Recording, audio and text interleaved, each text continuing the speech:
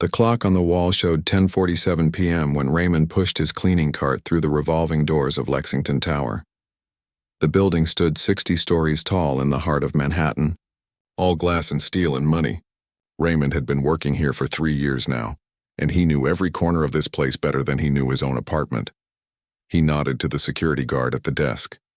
Mike had been there longer than anyone could remember, and he was one of the few people who actually bothered to say hello back. Most people who worked in this building looked right through Raymond like he was part of the furniture. He'd gotten used to it mostly. The night shift suited him fine. The building was quieter after everyone left, and he could work at his own pace without dodging important people in expensive suits who never moved aside for the cleaning staff. Plus, the pay was a bit better for nights, and every extra dollar mattered these days. Raymond wheeled his cart to the service elevator and pressed the button for the 3rd floor. As the elevator hummed upward, he caught his reflection in the polished metal doors. 52 years old with more gray in his hair than brown these days. His uniform was clean but worn at the edges.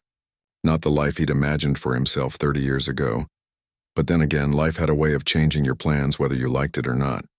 The 3rd floor was all law offices. Fancy ones, the kind where consultations probably cost more than Raymond made in a month. He emptied the trash bins, vacuumed the carpets, and wiped down the glass conference tables until they gleamed.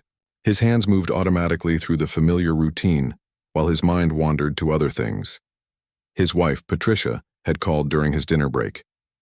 Her voice sounded tired the way it always did lately. The medical bills were piling up again, and the insurance company was fighting them on half the treatments. 23 years of marriage, and they'd been through plenty of hard times, but these past 2 years had tested them in ways Raymond never expected. By midnight, he'd finished floors 3 through 7. The executive offices started at floor 8, and those always took longer. These people seemed to think trash cans were just suggestions. Raymond had once found a half-eaten lobster tail in a wastebasket next to someone's desk. Who eats lobster at their desk and then just leaves it there? The higher floors were different too.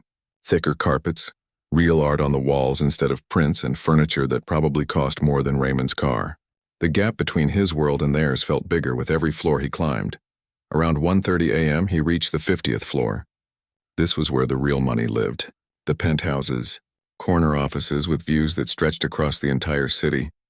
Raymond cleaned here 3 times a week, and he'd learned to move quietly, efficiently, leaving no trace that he'd ever been there. But tonight was Wednesday, and Wednesday nights were special. Raymond finished his regular duties on the 50th floor by 1:55 a.m.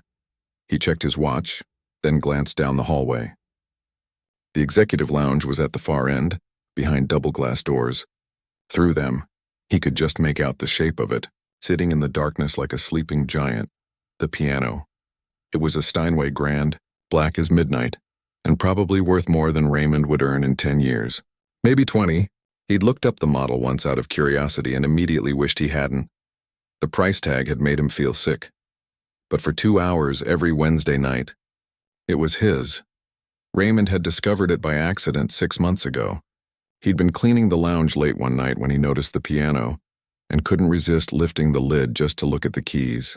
Beautiful ivory and ebony, perfectly maintained even though nobody ever seemed to play it. It was just there for decoration, like everything else in this building. Something expensive to prove someone could afford expensive things. His fingers had touched the keys before he could stop himself. Just one note, then another, then a chord. Before he knew it, he was sitting on the bench and his hands were remembering things they hadn't forgotten despite 30 years of trying. Now it was part of his routine. Every Wednesday, after the building emptied and the security cameras on the 50th floor mysteriously had their 10-minute reset cycle, Raymond would slip into that lounge and play. Mike downstairs had figured it out months ago and quietly adjusted his patrol schedule. He'd never said anything directly, but he'd left a note once on Raymond's cart that just said, Wednesday nights 2 a.m. to 3:45 a.m., 50th floor cameras offline for maintenance. Raymond pushed his cart to the side and walked down the hall. His heart always beat a little faster as he approached those glass doors. Part excitement, part fear of getting caught. He slipped inside and closed the doors quietly behind him. The lounge was dark except for the city lights streaming through the floor-to-ceiling windows. Manhattan spread out below like a carpet of stars. Raymond didn't turn on the overhead lights. The glow from outside was enough, and it felt more private this way. More like the piano was truly his for these stolen hours. He sat down on the bench and lifted the fallboard, revealing the keys. His fingers trembled slightly, as they always did in these first moments. Then he placed them gently on the cool ivory and began to play. The music that came out was nothing like the spreadsheets and conference calls and corporate efficiency that filled this building during daylight hours. This was Chopin, Nocturne in E-flat major, soft and melancholy and achingly beautiful. Raymond's eyes closed as his fingers found their way across the keys, following pathways carved into his memory decades ago. He'd been 21 when he'd first played this piece. A student at the conservatory, full of dreams about concert halls and recordings and a life dedicated to music. His teacher had told him he had real talent, the kind that could take him places if he worked hard enough. Then his father had gotten sick. Then the medical bills had started. Then his younger sister needed help with college. Then Patricia got pregnant, which was wonderful but terrifying. Then the conservatory's scholarship money ran out. Then he'd needed to find real work, the kind that paid real money right away, not someday, maybe if you were lucky and talented and in the right place at the right time. He'd told himself it was temporary. Just a year or two to get things stable. Then he'd go back to his music. But temporary had turned into permanent, so gradually he'd barely noticed it happening. 1 year became 5, became 10, became 30. The piano in his apartment got sold to pay for Patricia's first surgery. The sheet music went into boxes in the closet.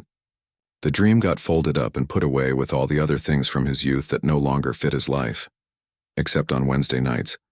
In a building where nobody knew his story, Raymond could unfold that dream for a little while.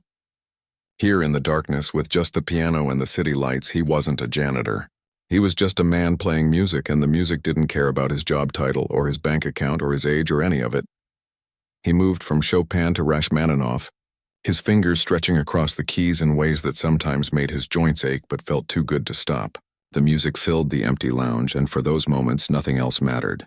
Not the bills waiting at home, not the medication Patricia needed to refill next week, not the fact that his back hurt more these days than it used to. Just the music, just the piano. Just this brief window of time when Raymond could remember who he'd once planned to be. At 3:42 a.m. he played his final piece. Something he'd written himself years ago, back when he still composed. He'd never forgotten it, couldn't forget it even if he tried. It poured out of him like water, familiar and comforting and sad in the way that old memories are always a little sad. When the last note faded, Raymond sat in the silence for a moment longer.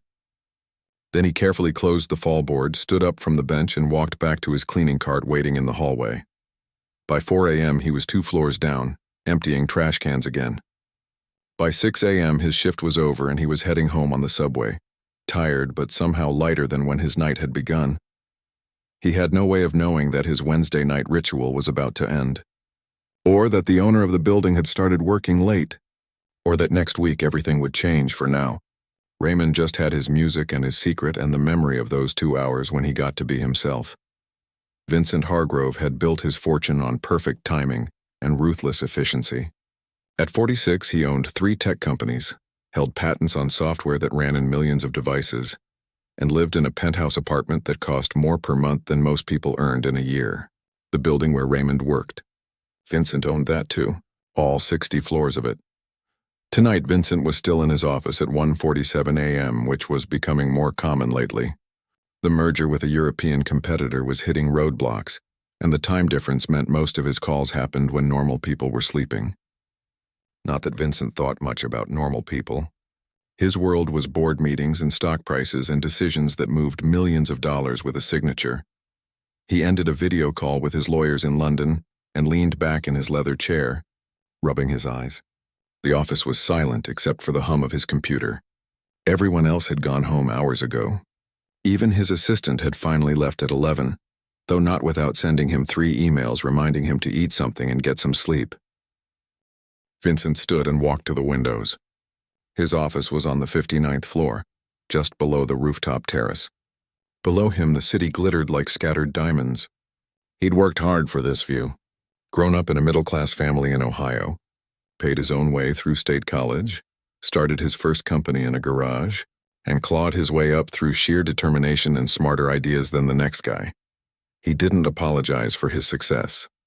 Why should he? He'd earned every dollar. Vincent was about to head home when he heard it. Music. Piano music drifting up through the ventilation system from somewhere below. He frowned. Nobody should be in the building except security and the cleaning crew, and neither of them had any business playing the piano in the executive lounge. The lounge. That's where it was coming from. His private lounge on the floor below, the one with the Steinway he'd bought because every successful person was supposed to appreciate fine things. He'd played piano as a kid, lessons his mother had insisted on, but he hadn't touched the instrument in years. It was just there like the expensive art and the imported furniture, proof that he'd made it. Irritation flared in his chest. Someone was using his space without permission. Vincent didn't like when people took liberties with things that belonged to him. He left his office and took the stairs down one floor, his footsteps echoing in the empty stairwell. The music got louder as he approached the lounge. Through the glass doors he could see a figure at the piano, backlit by the city lights. It took Vincent a moment to recognize the uniform. The cleaning staff. A janitor was playing his piano. Vincent pushed open the doors harder than necessary. The man at the piano didn't seem to notice, completely absorbed in whatever he was playing. Vincent stood there waiting to be acknowledged, his annoyance growing with each passing second. Finally, the music ended. The janitor sat still for a moment, then seemed to sense someone behind him. He turned, and Vincent saw the flash of fear in his eyes. Good. He should be worried. Vincent clapped slowly, each sound deliberate and sharp in the quiet room. Well, he said, letting sarcasm drip into his voice, that was quite a performance. Didn't realize we'd hired Beethoven to empty our trash cans. The janitor stood quickly, nearly knocking over the bench. Mr. Hargrove, I'm so sorry. I didn't think anyone was here this late. I should have asked permission, I know. It won't happen again. You're right about that. Vincent walked closer, looking the man up and down. Older guy, probably 50s, wearing the standard gray uniform with a name tag that said Raymond. How long have you been doing this? Using company property after hours? Raymond's hands twisted together nervously. Just a few months, sir. Only on Wednesday nights and only when I've finished all my work. I always make sure everything's locked up properly after. I haven't damaged anything, I promise. That's not really the point, is it? Vincent crossed his arms. This is a place of business. That piano cost more than you probably make in a year. What if you'd broken something? I understand, sir. I'm very careful with it. I studied piano for years. I know how to... You studied piano? Vincent couldn't keep the disbelief out of his voice. Where exactly? YouTube University? The comment landed like he'd intended it to, and Vincent saw Raymond flinch. But the janitor just nodded quietly. I attended the New York Conservatory for a while, actually. Long time ago. But yes, sir, you're right. I had no business being here. It won't happen again. Raymond moved toward his cleaning cart in the hallway, clearly eager to escape. Vincent should have let him go, should have headed home himself, but something made him call out. Wait, play something else. Raymond turned back, confusion on his face. Sir, you heard me. If you're going to risk your job to play my piano, it better be worth listening to. Play something difficult. For a moment, Raymond just stood there and Vincent thought he might refuse. That would have been grounds for firing him on the spot. But then Raymond slowly walked back to the piano and sat down. Any requests? Raymond asked quietly. Something that shows whether you actually know what you're doing or if you've just been banging on the keys when you think nobody's listening. Raymond's jaw tightened, but he didn't respond. He placed his hands on the keys and began to play. Within seconds, Vincent recognized the piece. Chopin, one of the nocturnes. His mother had loved Chopin, had played it constantly when Vincent was growing up. Vincent had intended to listen critically, to find flaws and prove his point. But despite himself, he found his attention caught. The janitor wasn't just playing the notes. He was actually good. Really good. His fingers moved with confidence across the keys, and the music that came out had something Vincent couldn't quite name. Emotion, maybe. Depth. The kind of playing that made you feel something whether you wanted to or not. It reminded Vincent uncomfortably of his mother, of Sunday afternoons in their small living room, of a time before everything became about money and success and winning. He pushed the feeling away. When Raymond finished, silence filled the room. Vincent found himself at a loss for words, which didn't happen often. He cleared his throat. "Not bad," he said, keeping his tone neutral. "For a janitor." Raymond stood up from the bench, his face carefully blank. "Thank you, sir. I'll just get back to work now." "Hold on." Vincent wasn't sure why he was prolonging this. He should let the man leave, go home himself, forget this entire strange encounter. But something kept him talking. How does someone who plays like that end up pushing a mop for a living? Raymond's expression shifted to something guarded. "Life happens, sir. Priorities change. Bills need to be paid." "Right, of course." Vincent felt suddenly awkward, which was rare for him. He was used to being in control of every conversation, but this felt off balance somehow. "Well, see that it doesn't happen again. The unauthorized piano playing, I mean." "Yes, sir. Won't happen again." Raymond headed for his cart, and this time Vincent let him go. Vincent stood alone in the lounge after Raymond left, looking at the piano. The instrument suddenly seemed different somehow, less like a decoration and more like something that had been wasted just sitting there. He shook off the thought and headed back to his office. Over the next week, Vincent couldn't quite forget the encounter. It nagged at him during meetings, popped into his head at odd moments. He found himself staying late again the following Wednesday, telling himself it was because of work, not because he was curious whether the janitor would dare to come back. At 2:05 a.m., he heard the piano again. Vincent stood in his office, listening to the music drift up through the vents. The janitor had come back despite being caught, despite being warned. That took either courage or stupidity. Vincent wasn't sure which. He should go down there right now and fire the guy. Make an example of him. You don't get to ignore direct orders from Vincent Hargrove and keep your job, but Vincent didn't move. He stood there listening for a full hour, and when the music finally stopped, he went back to his desk without doing anything about it. He told himself he was being generous, giving the janitor one more chance. Deep down, though, he knew it was because the music made his empty office feel less empty, and he wasn't quite ready to give that up yet. 2 weeks passed. Vincent continued working late, and every Wednesday he'd hear the piano. He never went down to the lounge again, but he always listened. It became part of his late-night routine, like his third cup of coffee or checking the Asian markets before heading home. Then came the charity gala. Vincent's assistant had been planning it for months. One of those big fundraising events that rich people attended to feel good about themselves while networking and showing off their wealth. Vincent's company was the main sponsor, which meant hosting it in the building's grand ballroom on the 20th floor.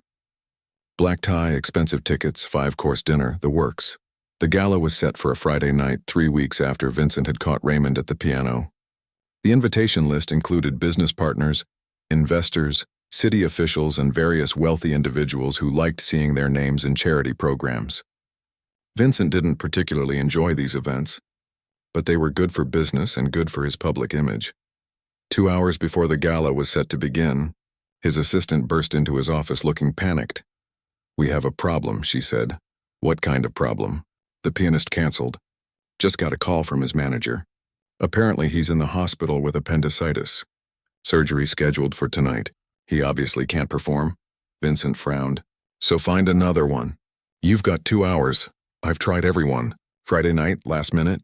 Every professional pianist in the city is already booked. I even called the conservatory to see if they had any students available, but it's their performance weekend. Everyone's committed to other events. You're telling me that in a city of 8 million people, we can't find one person who can play piano at a charity gala?" His assistant looked miserable. "Not one who's available on 2 hours' notice, no." "I'm so sorry. I don't know what to do. We could pipe in recorded music, but you know how these people are. They'll notice. They'll talk about it." Vincent drummed his fingers on his desk, thinking. These charity events were all about appearances. If something went wrong, people would remember. It would reflect poorly on his company, on him. Unacceptable. Then an idea struck him. A terrible, amusing, possibly brilliant idea. "I know someone," Vincent said slowly. "Someone who works in this building. He can play." His assistant's face lit up with relief. "Really? Who?" "Can you call them?" "He's actually here right now downstairs. Get him up here." Vincent smiled to himself. This was going to be interesting. "His name's Raymond. He's one of the night janitors. Find him and bring him to my office." His assistant's expression shifted to confusion, then concern. "Sir, are you sure? A janitor? For a formal charity gala with the mayor attending? You said we had no other options. Consider this our other option. Go get him." 10 minutes later, Raymond was standing in Vincent's office, still wearing his work uniform, looking bewildered and nervous. Vincent stood and walked around his desk, enjoying the moment. "Raymond, we have an interesting opportunity tonight. You're going to play piano at our charity gala." Raymond's eyes went wide. "Sir, I don't think that's—" "It wasn't a question," Vincent interrupted. "Our professional pianist had an emergency. You seem to think you're good enough to use my piano whenever you want. Now's your chance to prove it. In front of 200 of New York's wealthiest people. Unless, of course, you're not actually as good as you think you are." The challenge hung in the air between them. Vincent watched Raymond's face carefully. Fear, certainly, but also something else. Pride, maybe. The look of someone who'd been underestimated their whole life and was tired of it. "What do you want me to play?" Raymond asked quietly. "Whatever you think is appropriate for a formal charity dinner. You've got 90 minutes to prepare. Don't disappoint me." Raymond stood there for a long moment, and Vincent could practically see the thoughts racing behind his eyes. Then he nodded once. "I'll do my best, sir." "See that you do. Because if you embarrass me tonight, if you make my company look bad in front of those people, you're fired. Understood?" "Yes, sir." Vincent watched Raymond leave, and a small smile played at his lips. This was going to be entertaining. Either the janitor would crash and burn in front of everyone, proving Vincent's point about knowing your place in life, or he'd actually pull it off and provide an amusing story to tell at future dinners. Either way, Vincent would win. He always did. Raymond stood in the employee bathroom, staring at his reflection in the mirror. His gray work uniform stared back at him, wrinkled from hours of cleaning with a small stain on the sleeve where he'd spilled cleaning solution earlier. In 90 minutes, he was supposed to walk into a ballroom full of millionaires and play piano in this uniform. His hands were shaking. Not from fear exactly, though there was plenty of that. The shaking came from something deeper. 30 years. 30 years since he'd played for an audience. 30 years since anyone had seen him as a musician, instead of just the guy who empties the trash. The bathroom door opened, and another janitor came in. Carlos from the day shift, who was doing overtime tonight. He stopped when he saw Raymond. "Hey man, you okay? You look kind of sick." Raymond forced a smile. "Just a strange night. Tell me about it." "They've got us all running around like crazy for this big party upstairs. Rich people everywhere acting like they own the place." Carlos paused. "Well, I guess some of them do own the place." After Carlos left, Raymond splashed cold water on his face. He thought about calling Patricia, but what would he tell her? That his boss had somehow found out about his secret piano playing and was now forcing him to perform at a charity gala? As some kind of test? She'd think he'd lost his mind. Maybe he had. Raymond left the bathroom and took the service elevator up to the 20th floor. The ballroom was a flurry of activity. Staff in crisp uniforms rushed around, setting up tables with white linens and flowers. A team was adjusting lighting. Catering staff wheeled in carts of expensive-looking food. Everyone moved with purpose, like parts of a well-oiled machine. In the center of it all, on a slightly raised platform, sat a concert grand piano. A Steinway, of course. Nothing but the best for Vincent Hargrove's events. Raymond made his way through the chaos to the piano. A woman with a clipboard spotted him and hurried over. "You can't be in here right now," she said sharply. "This area is restricted until the event begins. If you're here for cleanup, you'll have to come back later." "I'm the pianist," Raymond said, and the words felt absurd coming out of his mouth. The woman looked him up and down, taking in his janitor's uniform. Her expression said everything she didn't put into words. "I'm sorry, there must be some confusion. Our pianist had an emergency. I'm the replacement. Mr. Hargrove arranged it." She looked skeptical but pulled out her phone, typing quickly. A moment later, her eyebrows rose. "Oh, I see. Yes, it's right here. Raymond Torres, pianist." She glanced at his uniform again, clearly wanting to comment but holding back. "The event starts in 75 minutes. Do you need anything? Sheet music, water? Just some time with the piano?" "Of course." She walked away, but Raymond could feel her glancing back at him, probably wondering what on earth Vincent Hargrove was thinking. Raymond sat down at the piano bench and lifted the fallboard. The keys gleamed under the ballroom lights. so different from the darkness of his Wednesday night sessions. His fingers touched the cool ivory and he played a few scales to warm up, to feel the instrument's response. A good piano. Maybe even better than the one in the executive lounge. The sound filled the huge ballroom, and several staff members stopped their work to look over at him. He could see the surprise on their faces. The janitor could actually play. Raymond closed his eyes and started going through pieces in his mind. What would work for an event like this? Something impressive but not too showy. Something that would prove he belonged at this piano. That Vincent Hargrove hadn't made a mistake by putting him here. Except Vincent hadn't put him here because he believed in Raymond. He'd done it as a test. Maybe even as entertainment for himself. The amusing story of the janitor who thought he could perform for high society. The thought made Raymond's hands clench. He'd spent 30 years being invisible, being the person nobody noticed or cared about. He'd accepted it, made peace with it. But now he was being put on display, and if he failed, it would just confirm what people like Vincent already believed about people like him. That they were meant to stay in their place. This is insane. Raymond turned to find a woman standing near the piano, maybe 60 years old, wearing an elegant black dress and carrying a glass of champagne even though the event hadn't started yet. She had the look of someone who attended a lot of these functions. "Excuse me?" Raymond said. "You're the janitor they're having play tonight, aren't you?" I overheard the staff talking. Vincent's making some kind of point, I suppose. He always does love his little power plays. Raymond didn't know how to respond to that. The woman took a sip of her champagne and studied him. "I'm Helen Cartwright. I've known Vincent since he was scrambling for his first round of investors.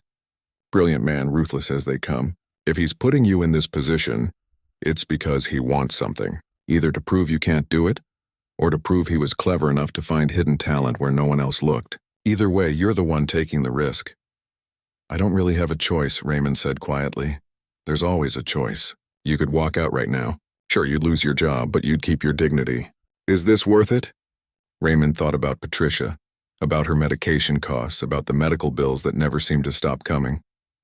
About the fact that at 52, finding another job with decent pay and health insurance wasn't easy. "I need this job," he said. Helen nodded slowly. "Then I suppose you'd better play brilliantly." "Good luck, Raymond. For what it's worth, I hope you prove him wrong." She walked away, her heels clicking on the polished floor. The next hour passed in a blur. Raymond practiced, trying to make his fingers remember things they hadn't done in years. Not the playing itself, that came naturally still, but playing for others, playing with the weight of judgment pressing down. That was different than playing alone in the dark. Staff continued setting up around him. A sound technician came over to adjust microphones near the piano. A photographer tested lighting angles. Raymond caught snippets of conversations as people passed by. "Did you hear? The real pianist canceled. Who's this guy? One of the staff? Apparently he works here. A janitor or something. You're kidding. Vincent hired a janitor to play at a $50,000 a plate charity event? It's going to be a disaster." Raymond kept playing, pretending he couldn't hear them. His fingers moved through Chopin, through Rachmaninoff, through pieces he'd loved his entire life. The music was still there, buried under 3 decades of other priorities, waiting for moments like this. 15 minutes before the event was scheduled to start, guests began arriving. Raymond heard them before he saw them. The sound of expensive shoes on marble, the murmur of cultured voices, the clink of champagne glasses. He kept his eyes on the piano keys, not ready to see their faces yet. Vincent appeared at the edge of the platform, looking perfect in his tuxedo. He walked over to Raymond with a smile that didn't reach his eyes. "Nervous?" Vincent asked. "A little," Raymond admitted. "Good. Fear keeps you sharp." Vincent glanced around at the filling ballroom. These people paid a lot of money to be here tonight. They expect excellence. Can you deliver that, Raymond? Or should I have someone ready to pipe in recorded music when you freeze up? Raymond looked up at him. "I won't freeze. We'll see." Vincent leaned in closer, lowering his voice. "Here's how this is going to work. You'll play during dinner.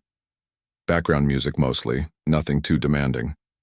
Then after dinner, before the speeches, you'll perform one showcase piece. Something impressive, that's when I'll make my announcement." "What announcement?" Vincent's smile widened. "I'm going to tell everyone who you are." what you really do here. And then I'm going to make a little wager with the audience. If you play perfectly flawlessly, I'll donate an additional $100,000 to tonight's charity. But if you make mistakes, if you prove that a janitor playing piano at a formal gala was a foolish idea, then you're fired. On the spot. In front of everyone. Raymond felt the blood drain from his face. That wasn't part of the deal. I don't recall making a deal. I recall giving you an opportunity. What you do with it is up to you. Vincent straightened his tie. You've got your shot, Raymond. Your one chance to prove you're more than your job title. Don't waste it. Vincent walked away to greet arriving guests, leaving Raymond alone at the piano. The ballroom was filling quickly now. Men in tuxedos, women in designer gowns, everyone dripping with wealth and confidence. The kind of people who never had to worry about medical bills or making rent, or whether they could afford to follow their dreams. Raymond's hands were shaking again. He placed them on the keys to steady them, playing soft chords that barely registered above the growing conversation in the room. $100,000 for charity if he succeeded. His job if he failed. And all of it happening in front of these people who would see him as a curiosity at best, a joke at worst. He thought about walking out. Helen had been right. There was always a choice. But where would he go? What would he tell Patricia? That he'd had a chance and walked away from it because he was scared. Raymond had been scared for 30 years, scared of not having enough money, scared of letting his family down, scared of admitting that he'd given up his dreams. He'd lived with that fear so long it had become background noise, always there, always humming. But underneath that fear, buried deep, was something else. The same thing that made him slip into the executive lounge every Wednesday night even though he could lose his job if caught. The part of him that remembered being 21 at the conservatory, believing he could be great, believing he had something worth sharing with the world. That part of him had been quiet for a long time. But tonight, with a concert grand piano under his fingers and 200 wealthy strangers about to judge him, it was waking up. A bell chimed softly, signaling guests to find their seats. The event was beginning. Raymond took a deep breath and began to play. Nothing dramatic yet, just elegant background music for the arriving guests. Debussy, light and flowing, something that wouldn't overpower conversation, but would add sophistication to the atmosphere. As he played, Raymond watched the room fill with the kind of people who'd never notice him in his janitor's uniform. They laughed and chatted and sipped their champagne, completely unaware that the man at the piano had cleaned their offices, emptied their trash, walked through their world invisible. But tonight, for better or worse, they were going to see him.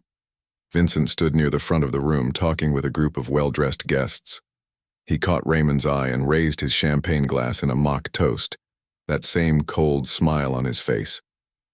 Raymond kept playing. The dinner service began and he moved through his repertoire, keeping the music pleasant but unobtrusive. Several guests glanced his way occasionally, but mostly he remained what he'd always been. Background. Invisible. Just part of the ambiance, but that was about to change. As dessert was being served, Vincent stepped up to a microphone at the front of the room. He tapped it lightly, and the conversations died down. Everyone turned their attention to him, the way people always did when Vincent Hargrove wanted to speak.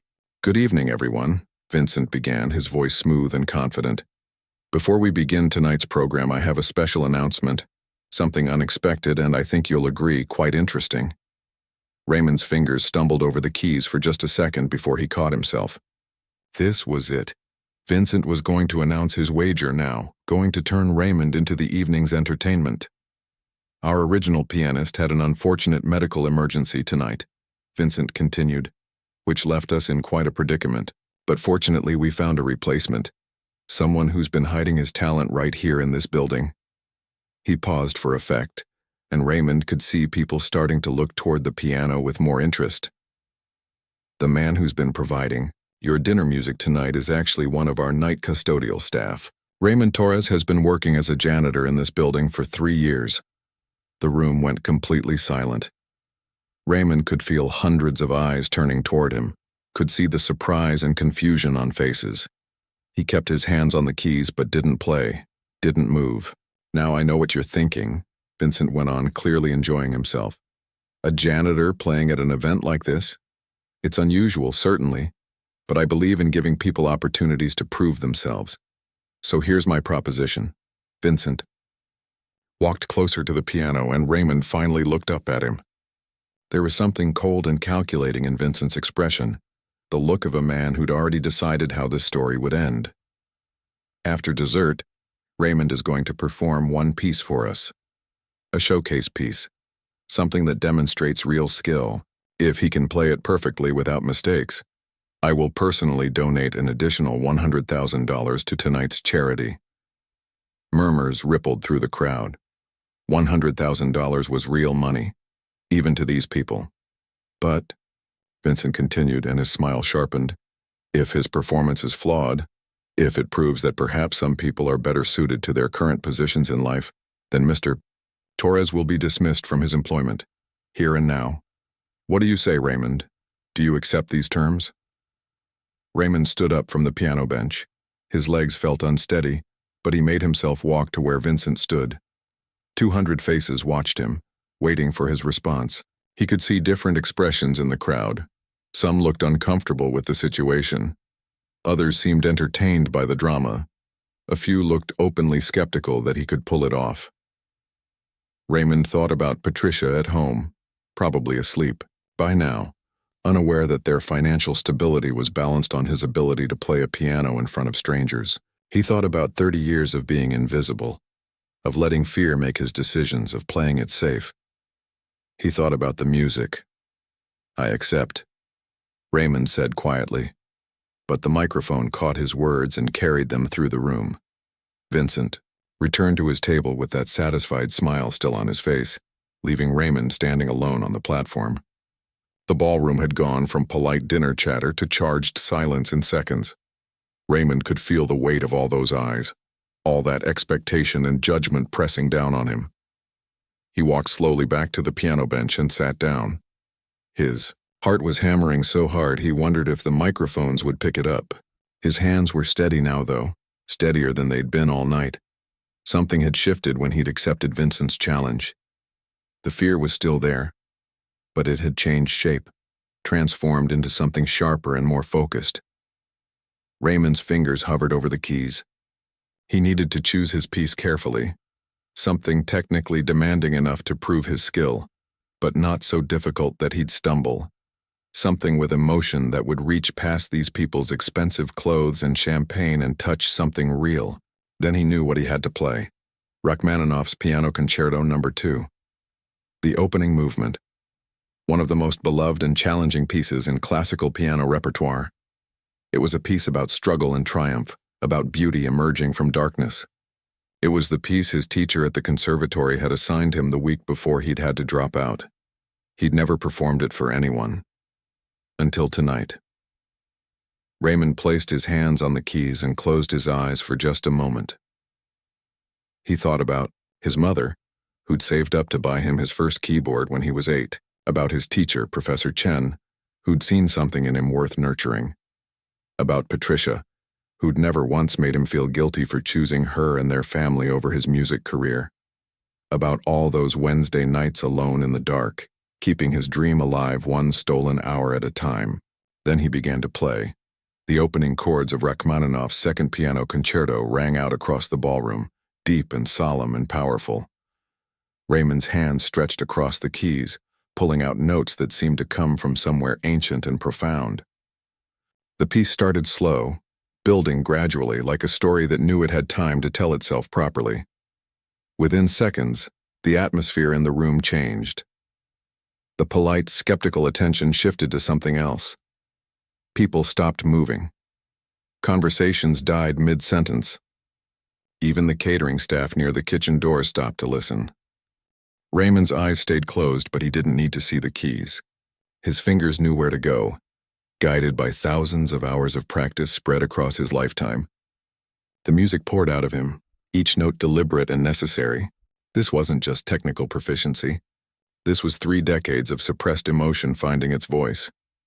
The piece moved into the famous melody that everyone recognized even if they didn't know classical music. Those achingly beautiful notes that seemed to capture everything anyone had ever felt about longing and hope, and the bittersweet nature of being human. Raymond played them with every ounce of his being, not thinking about technique or perfection, just feeling the music and letting it flow through him. In the audience, people's faces had changed. The woman next to Vincent had tears running down her cheeks. A man in the back had his hand over his mouth, completely transfixed. Even those who'd looked skeptical or entertained before now wore expressions of genuine astonishment. Helen Cartwright, the woman who'd spoken to Raymond before the event, sat at her table with her eyes closed, swaying slightly to the music. She'd attended hundreds of these charity galas, heard countless professional performers, but this was different. This was raw and honest in a way that professional performances sometimes weren't. Raymond's fingers flew across the keys as the piece built toward its climax. His body moved with the music, swaying, leaning into the crescendos. Sweat beaded on his forehead. His shoulders ached from the physical demands of the piece. But he couldn't stop, wouldn't stop.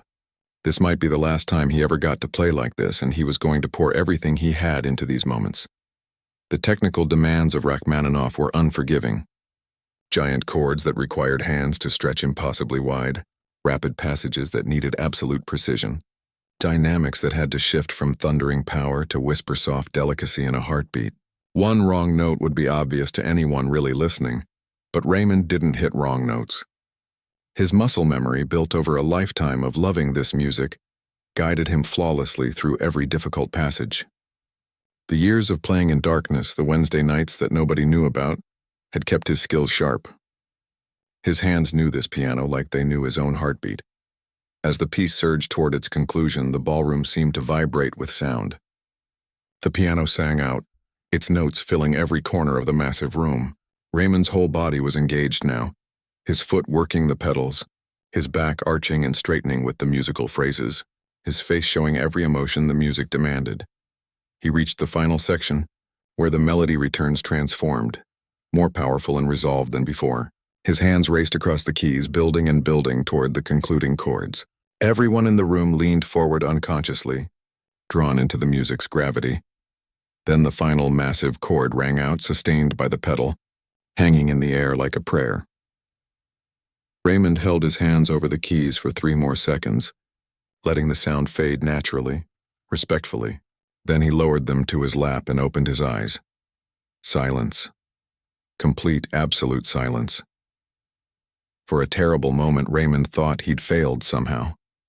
That despite everything he'd felt while playing, he'd made some crucial mistake that had ruined the performance.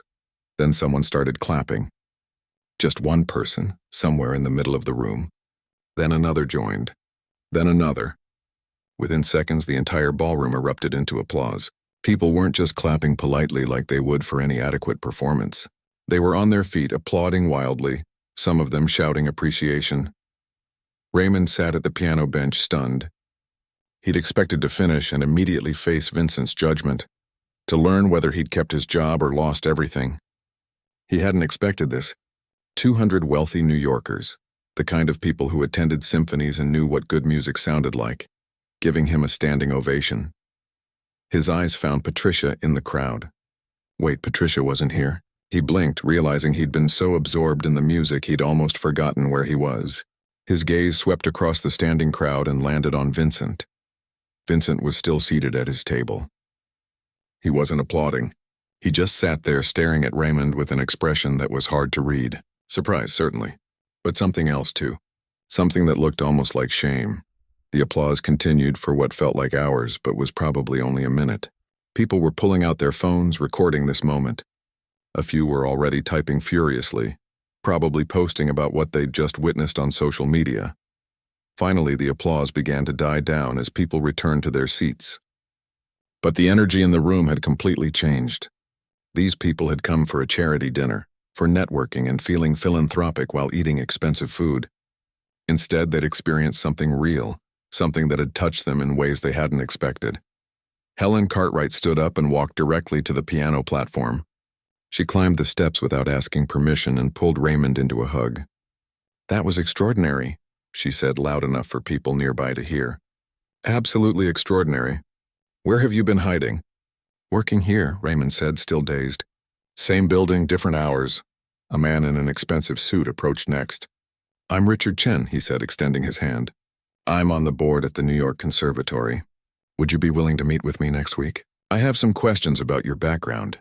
More people started approaching, but Vincent finally stood up and walked to the platform.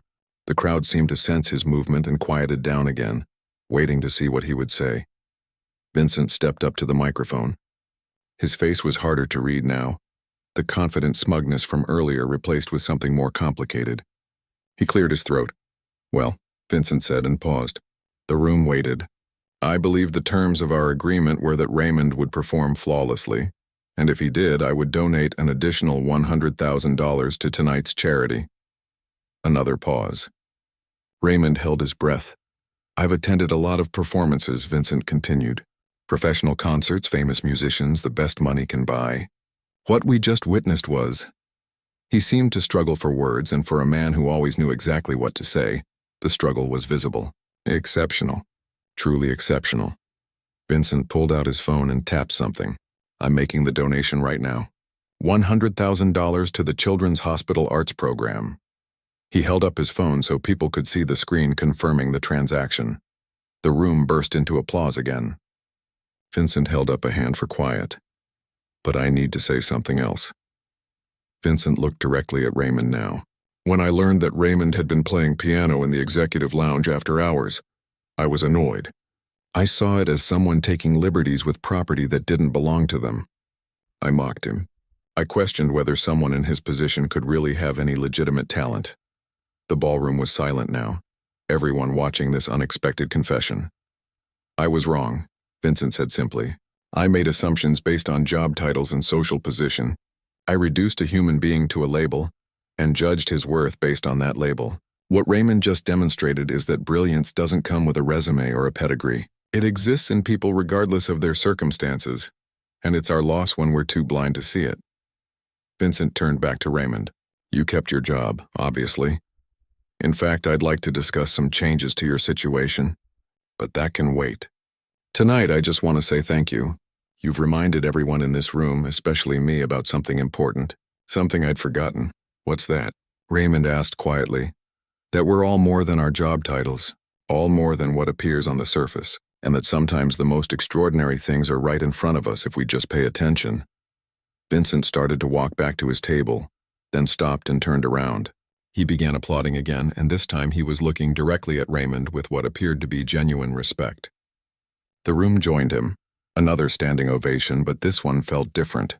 Less about the performance and more about recognition. About seeing someone who'd been invisible finally being seen. Raymond stood up from the piano bench and nodded to the crowd, overwhelmed by everything that had just happened. An hour ago, he'd been terrified of humiliation and unemployment. Now he was receiving a standing ovation from 200 strangers. And his boss had just publicly apologized for underestimating him. A woman near the front raised her phone and shouted, "What's your name again?" People need to know about this. Raymond Torres, he said into the microphone and immediately felt self-conscious. But the woman was already typing into her phone, and he could see others doing the same. As the crowd finally began settling down and the event moved toward its scheduled speeches and charity presentations, Raymond returned to his seat at the piano. But he wasn't background anymore. Throughout the rest of the evening, people kept approaching him during breaks, asking questions, offering business cards, wanting to know his story. A reporter from a classical music magazine asked for an interview. A woman who owned an art gallery wanted to discuss holding a concert there. 2 different music schools asked if he'd be interested in teaching. A documentary filmmaker wanted to know if he'd participate in a film about undiscovered talent.